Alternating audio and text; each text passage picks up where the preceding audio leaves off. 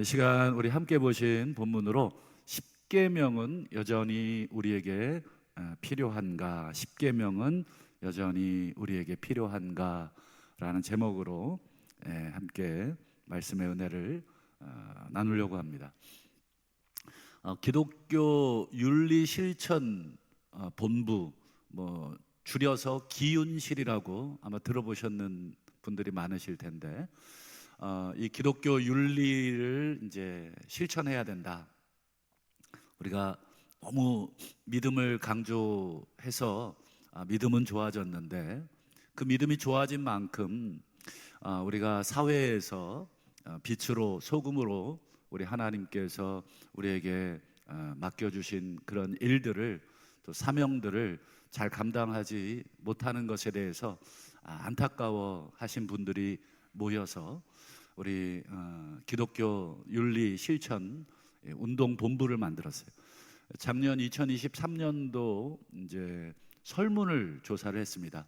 각 종교에 대한 우리 한국인들의 어떤 의식들, 그 중에 여러 항목들이 있었는데, 이제 선호도, 신뢰도, 어떤 종교를 가장 신뢰하십니까? 라는 질문에 이제 7번에 걸친 설문조사를 이제 분석을 하고 이제 통계를 내 보니까 다른 종교는 필요 없고, 우리 기독교가 응답자 중에 그러니까 20%, 딱 20%만 신뢰합니다. 5명 중에 1명은 신뢰한다는 것이고, 5명 중에 4명은 별로 신뢰하지 않습니다. 이런 응답을 내놓은 것이죠. 이 수치가 이제 코로나 이전, 그러니까 2020년도인가요? 2020년도 이전에 2019년도 또는 2020년쯤에 했던 그 설문조사보다 기독교와 교인들에 대한 신뢰도가 10%나 낮아진 수치라고 합니다. 그 전에는 한 30% 정도 그래도 신뢰합니다, 이런 말을 했는데, 코로나가 지나고 나서 20% 정도만 기독교를 신뢰합니다, 이런 대답을 내놓았다고 합니다. 사실 우리 이 대사회봉사, 이 사회에 어려운 사람들을 구제하고 또 봉사하고 돕는 것, 우리 한국의 주요 종교들 중에 어느 종교가 제일 많을 것 같습니까? 기독교가 월등히 많습니다. 기독교가 구제하고 또 봉사하고 하는 일 굉장히 많이 합니다. 사회적으로 그런 일들을 많이 하는데, 그럼에도 불구하고 왜 세상이 교회와 성도들을 이렇게 신뢰하지 않느냐? 한번 그런 설문조사, 난 다 필요 없다, 그거 믿을 수 없어, 우리가 이렇게 치부 그냥 하고 그냥 제쳐두고 그냥 귀 닫고 그냥 나는 내 길을 가련다, 꼭 이렇게만 할 것은 아닌 것 같습니다. 우리가 왜 그들이 그런 말을 하는가? 물론 통계가 오차가 있겠습니다만, 그래도 그런 말들을 우리가 평균적으로 듣는다면 왜 그런 말들이 그들의 입에서 나올까? 한번 우리 자신을 좀 되돌아 볼 필요가 있습니다. 아마 세상 사람들이 교회를 향해, 성도들을 향해서 신뢰하지 않는 이유, 여러 가지 이유를 이렇게 설문조사에서 제가 다 참고하지는 못했습니다만, 그 중에 아마 가장 큰 이유가 뭘까? 그 중에 가장 큰 이유는 교회 다니는 사람들이나 세상 사람들이나 별반 다르지 않다, 이렇게 느꼈기 때문은 아닌가 하는 생각을 하게 됩니다. 내가 보니까 교회 다닌다는 사람, 옆집 우리 앞집에 우리 권사님 보니까 욕도 잘하고 거짓말도 얼마나 잘하는지, 그냥 눈 뜨고 거짓말해요, 이렇게 얘기하는 분도 있겠고, 또 나쁜 짓도 많이 하고 또 사기도 많이 치고, 또 때로는 교회 다니면서 정말 더 이기적인 모습, 다른 사람이 이기적인 것보다 교회 다니는 사람이 이기적일 때 훨씬 더 반감이 강하죠. 교회라는 곳에 대한 기대감이 있기 때문에 그런 교회를 다니는 사람이 이기적인 모습을 하면 다른 사람이 이기적인 모습을 보일 때보다 훨씬 더 실망스럽고 훨씬 더 욕을 하게 됩니다. 그동안 우리 교회와 성도들이 그런 모습을 좀 많이 보여서 그런 것은 아닌가. 이 시간에 설문조사를 다 보고하는 시간은 아니기 때문에 이 정도로 마무리하고요. 좌우간 이 세상 속에서 우리 교회나 성도들은 우리 산속에 들어가서 혼자 이렇게 수양을 하고 혼자 그냥 이렇게 있는 삶이 아니잖아요. 오늘 예배 드리고 나면 또 내일부터 또 직장으로 또 사업장으로 또 생활의 곳곳에 믿지 않는 사람들과 섞여서 우리는 살아가야 되죠.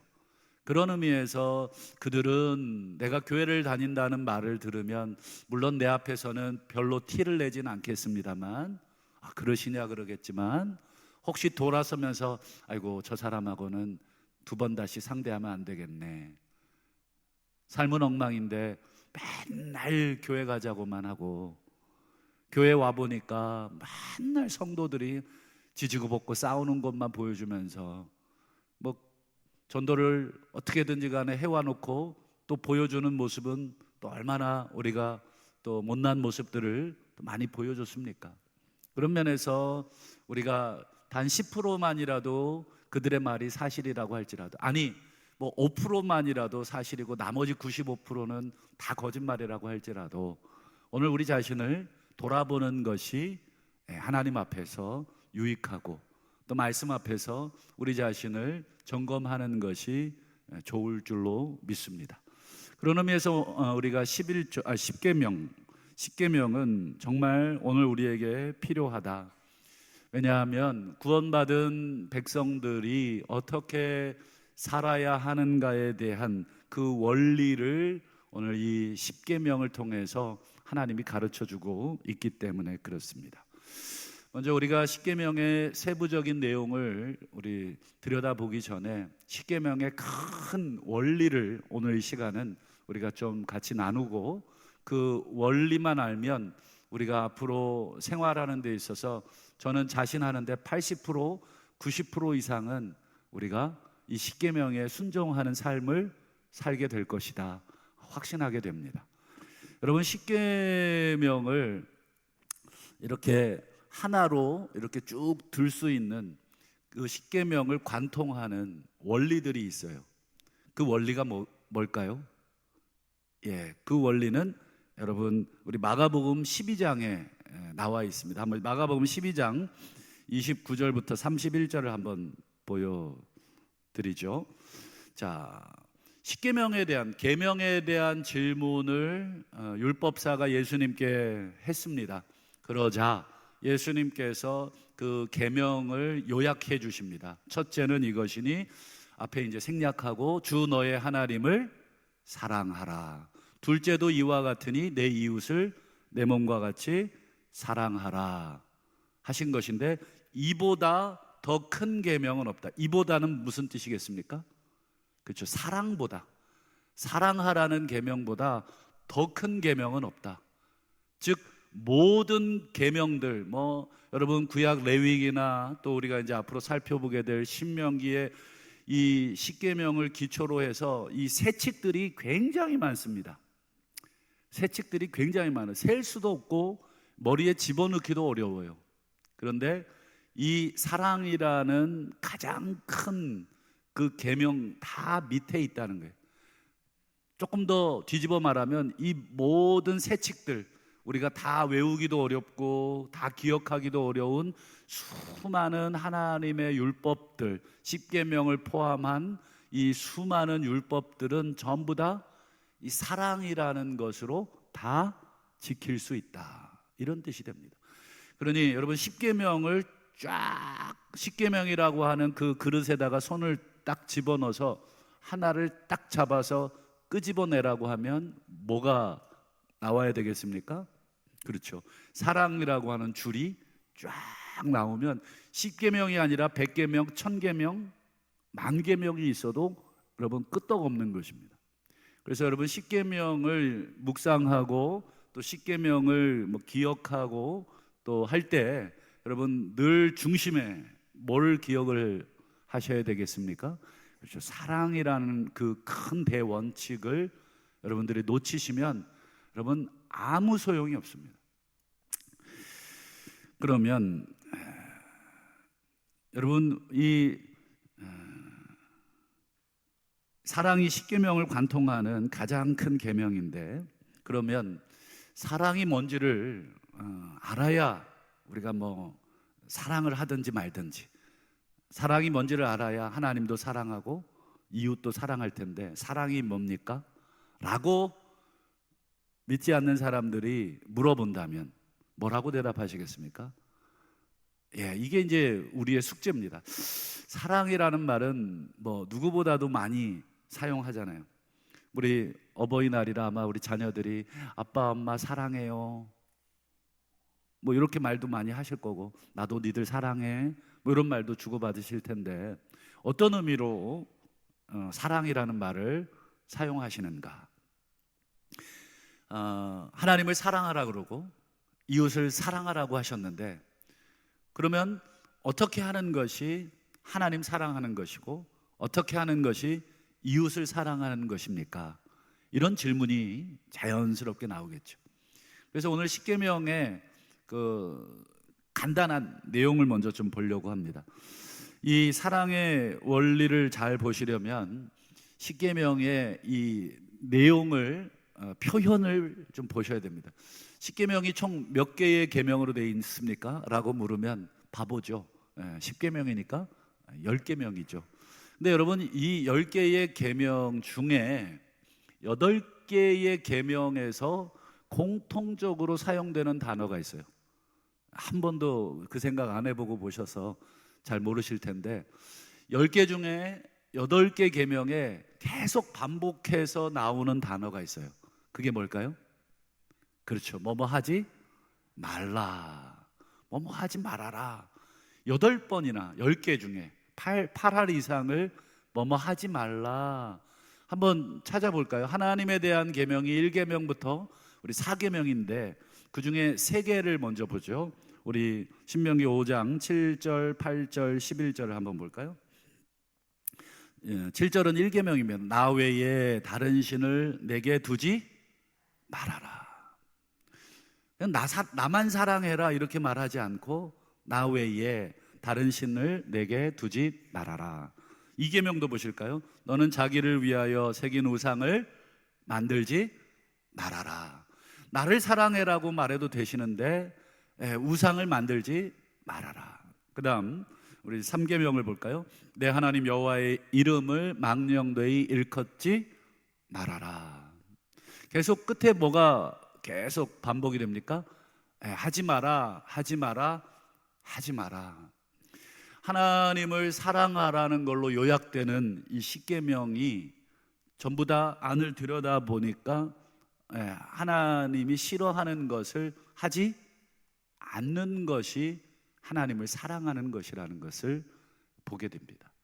그러면 여러분 이웃에 대한 부분도 볼까요? 우리 이웃이라고 하는 건 부모님도 이웃으로 들어갈 수 있는지 모르겠습니다만 사람에 대한 계명으로 한번 쳐보면 5계명부터 10계명인데 한번 우리 신명기 5장 17절부터 우리 21절까지 한번 볼까요?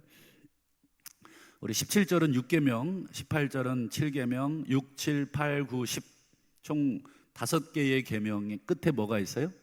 말하라. 살인하지 말아라. 간음하지 말아라. 도둑질하지 말아라. 이웃에 대하여 거짓 증거하지 말아라. 내 이웃의 아내를 탐하지 말아라. 그냥 이웃을 사랑하라 이렇게만 말씀하셨는데 예수님은 그 이웃에 대한 사랑을 헤집어 보니까 전부 다 말아라, 말아라, 말아라, 말아라. 계속 하지 마라, 하지 마라. 여러분 이게 무슨 뜻입니까? 사랑은 뭔가를 뭐 해주는 것부터 시작하는 게 아니라는 것입니다. 뭘 자꾸 뭐 해주는 것은 최고 수위의 단계입니다. 여러분, 누군가에게 뭔가를 자꾸 주고 싶잖아요. 그 사람을 위해서 시간을 내주고 싶고, 그 사람을 위해서 막 돈을 쓰고 싶고, 그 사람을 위해서 막 내가 뭐 가지고 있는 재능도 막 사용하고 싶으면 정말 그 사람 사랑하는 것입니다. 지난 한 주간 뭐 남편과 아내와 자식들을, 또 부모님들, 또 친한 친구를 위해서 뭔가 자꾸 해주고 싶으면 내가 그 사람을 참 사랑하고 있구나, 이렇게 생각하시면 돼요. 근데 여러분, 그 사랑은 최고의 단계, 내어주는 사랑. 우리 하나님이 우리를 사랑하셔서 진노를 그냥 쏟아붓지 않은 정도가 아니라 아들을 내어주셨잖아요. 그게 하나님의 최고의 사랑입니다. 그런데 여러분, 우리 수준에서는 아직 구구단도 못 됐는데 뭐 우리가 미분적분하고 막 이렇게 할 수 있나요? 그렇게 못하죠. 우리의 수준에서는 일단 구구단부터 우리가 할 수 있는 사랑의 수준은 뭔가를 내어주고 뭔가를 막 퍼주고 막 희생해주고 이 단계가 아니라 우리의 사랑의 시작과 출발은 어디서부터 하는 것입니까? 그렇죠. 상대방이 원하지 않는 것, 상대방이 싫어하는 것을 하지 않는 것부터. 5월에 가정의 달인데 우리 아내가 제발 좀 양발 좀 뒤집어 놓지 마, 난 원래 그래, 그러면서 또 뒤집어 놓는다면 여러분, 그 내 아내에 대한 내 사랑을 좀 한번 의심해 보셔야 돼요. 아내가 싫다는데 뭘 그렇게 자꾸 싫은 것을 계속 합니까? 또 반대로 남편이 이제 그런 소리 좀 그만하지, 내가 좀 듣기 거시기 하네, 듣기 싫어하면 듣기 싫어도 들어요. 그러면서 또 하고. 여러분, 일단은 듣기 싫다 그러면 그날은 휴전, 그럼 오늘은 여기까지만 하고 날이 밝았으니 새롭게 시작하는 한이 있더라도, 그날 그렇게 화가 나 있는데 그 귀에다가 대고 듣기 싫다는 말을 계속하고, 당신은 그게 문제야, 당신은 그 듣기 싫어하는 게 그게 문제라고, 듣기 싫어도 들으라고, 다 그러면서 또 막 또 얘기하면 참 괴롭습니다. 완전하지 않은 서로가 만나서 살다 보면 양발이 뒤집어지기도 하고 옷이 뒤집어지기도 하고 또 지저분하기도 하고 또 여러 가지 삶의 스타일이 다르겠죠. 사랑이라는 것의 시작은 뭐예요? 하지 않는 것부터 사랑인 것입니다. 여러분, 유치원 다니는 아이들에게 뭐부터 가르쳐 주셨나요? 유치원 가서 친구들 마음껏 사랑해라. 아빠가 준 용돈 친구들 위해서 오늘 다 쓰고 와. 친구들 가방 하원할 때 네가 가방 다 들어줘. 저는 한 번도 그렇게 얘기한 적이 없어요. 제가 얘기를 어떻게 했냐면, 오늘로 친구들하고 싸우지 말고, 그 다음에 친구들 물건에 손대지 말고, 또 여자애들 괴롭히지 말고, 저는 그렇게 얘기를 했어요. 그러니까 가만 분석해 보니까 제 말에 전부 다 하지 말라는 것만 얘기했어요. 사랑해라, 너의 용돈을 다 줘라, 네가 힘이 더 세니까 친구들 가방 다 들어주고, 친구들 무거운 거 네가 막 달려가서 그만 내가 들어줄게, 이렇게 해라. 제가 얘기해 본 적이 없어요. 그저 유치원 다니는 우리 아이들에게 하지 마라, 하지 마라, 하지 마라, 기껏 하라는 것은 선생님 말씀 잘 들어라, 이 정도였어요.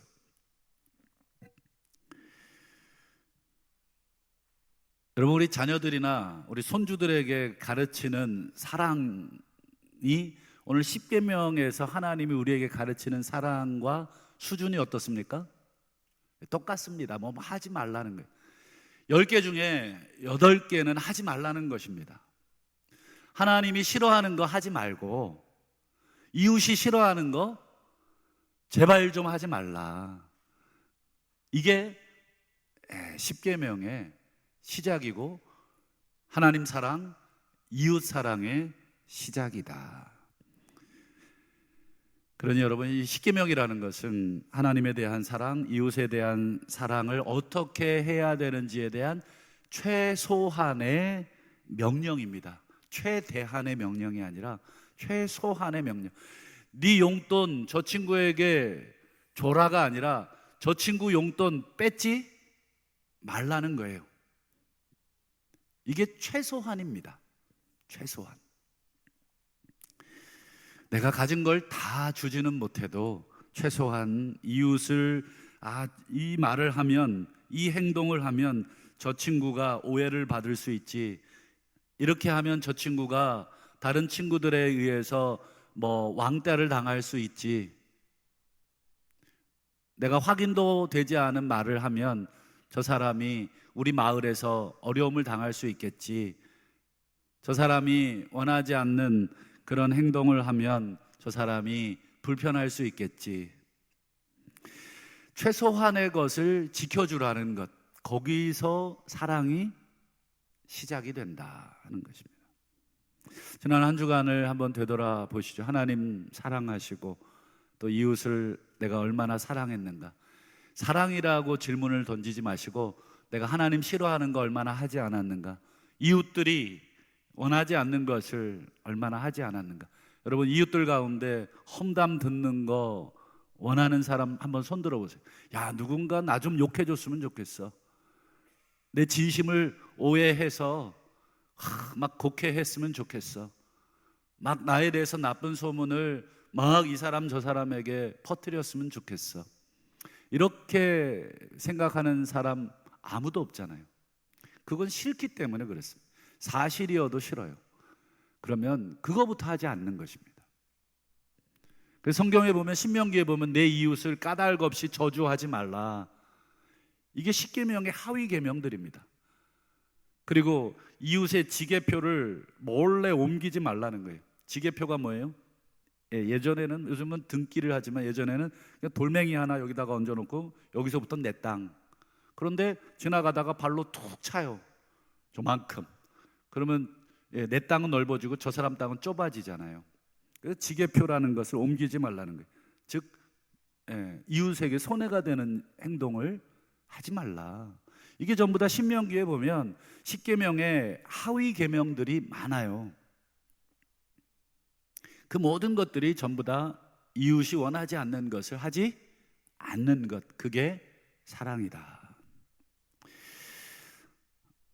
아까 제가 이 기독교와 또 성도들에 대한 이 세상의 신뢰도가 코로나 이후보다 10%나 더 떨어졌다 말씀을 드렸는데, 그 이유가 뭘까? 여러분, 이유가 뭐라고 생각하세요?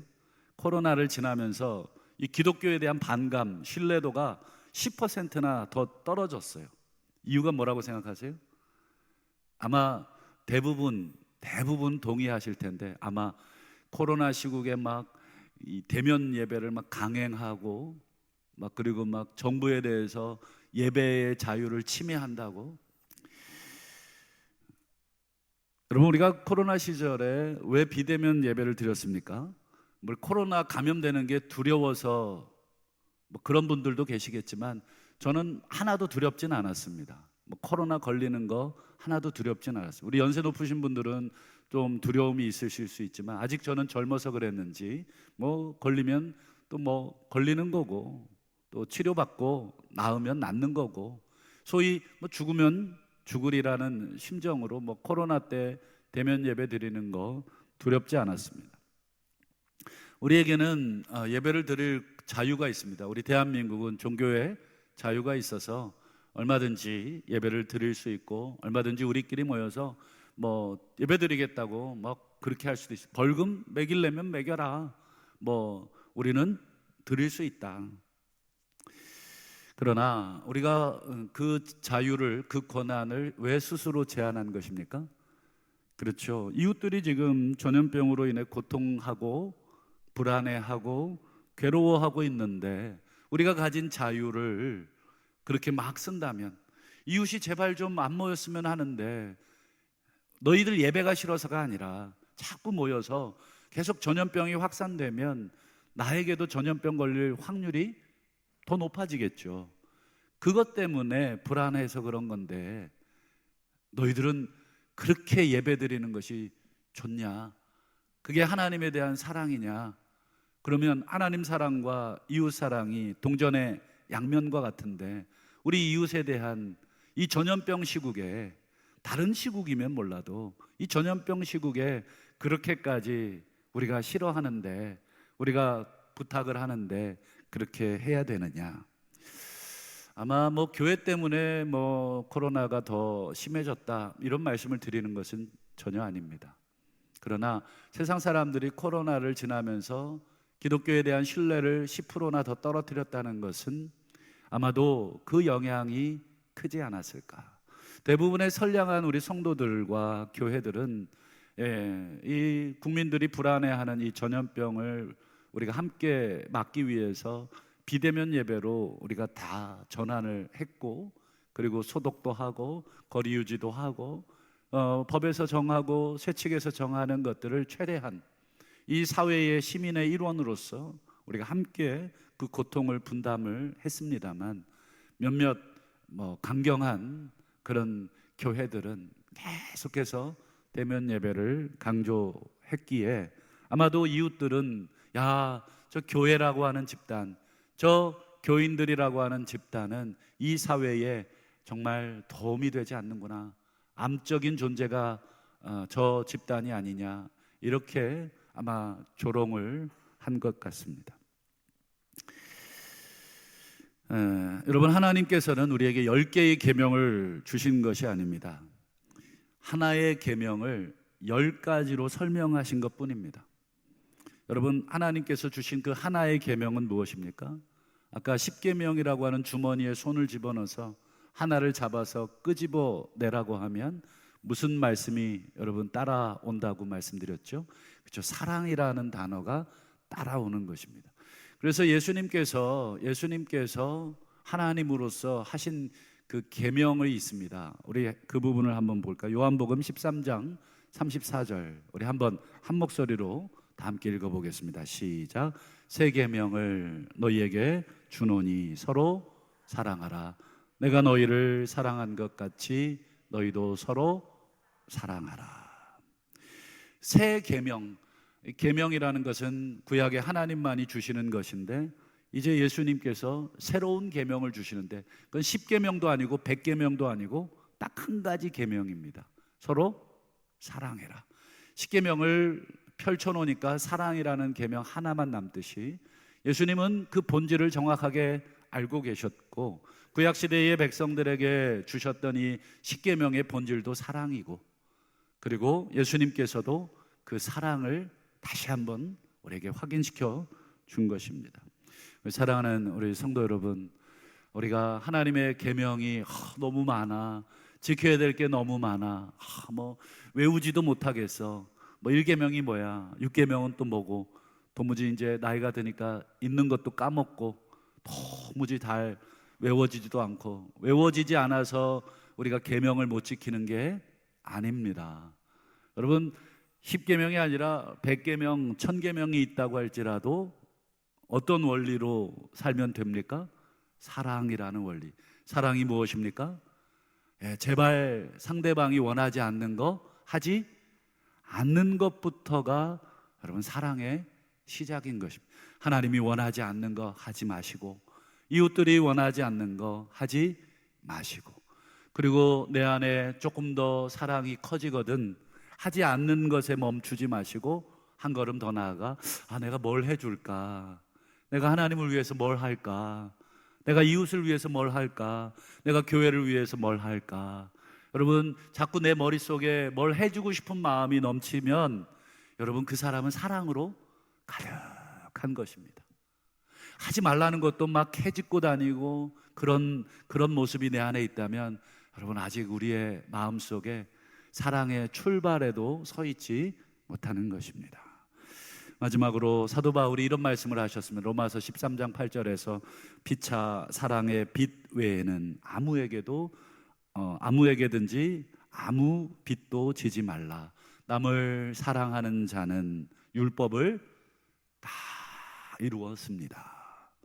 율법이 10,000개가 돼도 사랑이라는 그 중요한 원리, 그 원리를 가지고 살면 다 이루는 것이고, 그 사랑의 빚을 계속 하나씩 둘씩 여러분 갚아나가시는 그러한 삶이 다 되셔서 다시금 떨어진 우리 교회와 성도들에 대한 이 세상의 시선이, 신뢰도가 나 때문에 당신을 보니까 정말 하나님 살아계신 것 같고, 당신을 보니까 정말 사랑이 뭔지를 알 것 같습니다. 이런 신뢰도가 나로 인해서 조금씩 더 올라가시는, 그러면 우리 하나님이 영광 받으실 줄로 믿고, 한 주간도 우리 사랑의 빛 외에는 아무에게도 아무 빛도 지지만 않는 그러한 삶을 살아가시는 저와 우리 모두가 되시기를 주님의 이름으로 축원합니다.